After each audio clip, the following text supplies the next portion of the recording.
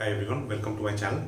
So in today's video we are going to discuss a important trick to calculate moment of inertia. Okay. Now suppose this is a ring. Okay. This is a ring of mass m and radius r. This is the center.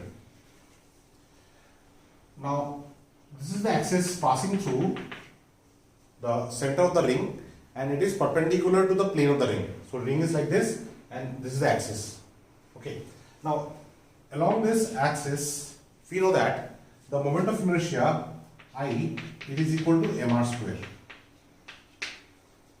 Okay. Now this is a ring. Now instead of having a ring, if we have a disc, now for a disc of same mass m, radius r, moment of inertia is I is equal to half mr square. Okay. Now these things we are aware. We are aware of these things. Now in exam normally it is asked like if some portion is cut, so what is the moment of inertia? Okay. Now for that what the trick is, this is not a trick, this is actually a concept, but from the concept this trick is deduced. Like for example, suppose this is a ring of mass m, radius r. Okay. Now, if I have removed a quarter portion, okay, suppose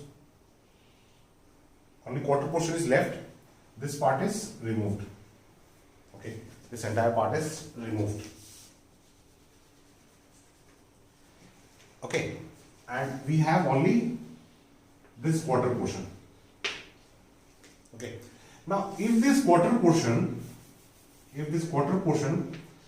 also has mass m, okay. Now, suppose instead of the ring, the complete ring was having mass m, but suppose I am assuming now that this quarter portion has mass m, and this quarter portion has and this radius is r. This radius is r. Right? Okay. So even for this part, if we calculate the moment of inertia with this axis, same axis, central, okay, the moment of inertia I will remain same. It is not going to change. If mass is not changing, okay, then the moment of inertia will also remain same. Similarly, suppose in this case, this complete ring was having mass m. Okay, now if I say that the complete ring is having mass m, then this part will have mass m by 4, isn't it? So in that case, the moment of inertia of this part will be I is equal to 1 by 4 mr square. So it will be 1/4 of the initial value. Okay. Similarly, in this case, this is a disc. Okay. Now, this part is left and the complete part is removed. This part is removed. Only this part is left. Okay.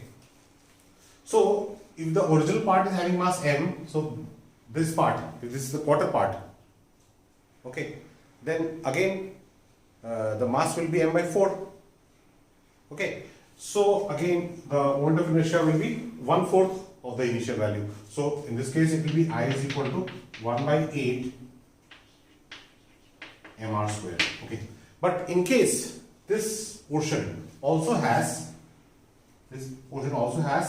mass m, radius is r, radius is unchanged. If this portion also has, the mass remains same. Suppose this portion has this, only you have only this portion. Okay, this portion. Now this need not be quarter part.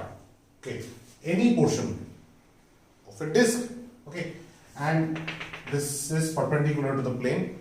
Okay, this portion is in this plane, horizontal plane, and this is perpendicular to this plane. And this portion has mass m and this radius is r. So moment of inertia of this part of the disc, it is again I is equal to 1 by 2 mr square. So this moment of inertia formula, if you know the formula, moment of inertia of a complete body, whether it is a ring, whether it is a rod, whether it is a disc, whether it is a sphere. So moment of inertia of the same body, of a portion of the body about the same axis. I am not changing the axis. The axis is same as the initial axis. The moment of inertia will also remain same. Okay. So this is one concept that is based on, this is actually based on the concept of moment of inertia is a scalar quantity. Okay, so scalar means you are adding, you are finding the moment of inertia of each component and then adding. So hence from that I have deduced this result. Okay, so I hope this concept will be beneficial to you.